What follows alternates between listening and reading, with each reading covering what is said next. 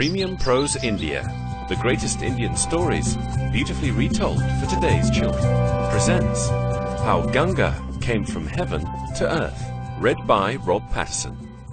In days of yore, in the Golden Age, when legendary kings and queens of India communed freely with gods and goddesses, King Sagara ruled the kingdom of Kushala with his brave queen Sumati.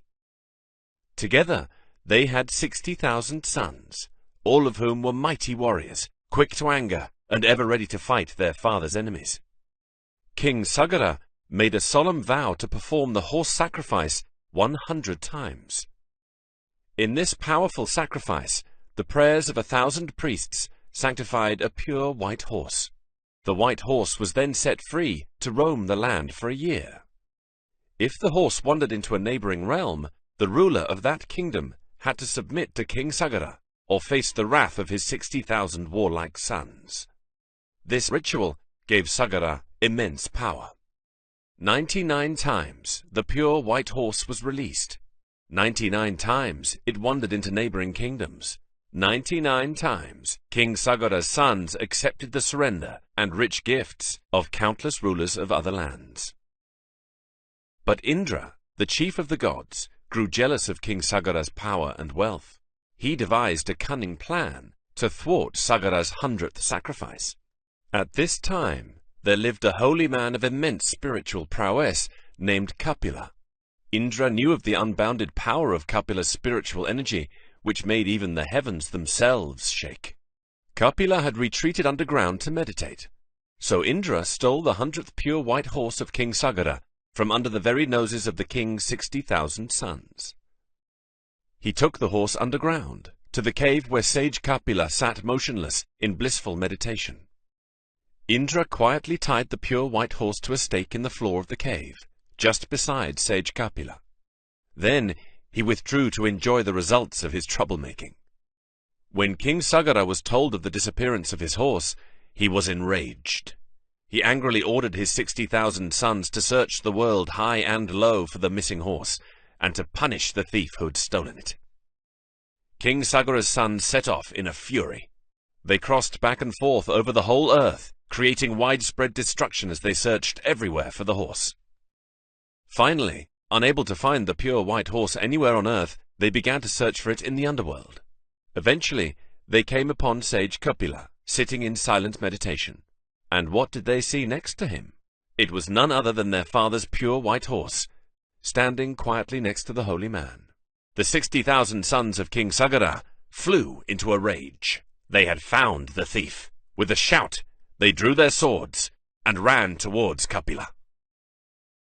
At the sound of the approaching horde, Kapila, angry that his meditation had been disturbed, opened his eyes. Bolts of scorching fire shot out from his eyes, and 60,000 sons of King Sagara were instantly reduced to ashes.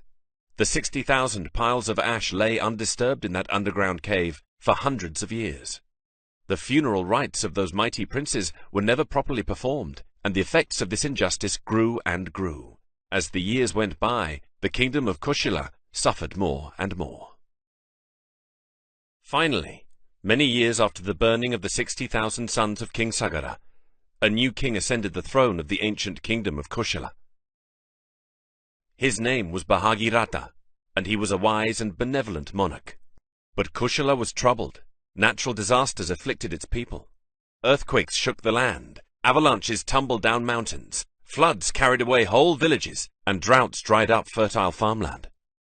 And worse, neighboring kings attacked the borders of King Bhagirath's land and made off with cattle and other valuable property. King Bhagiratha and all his wise ministers were perplexed.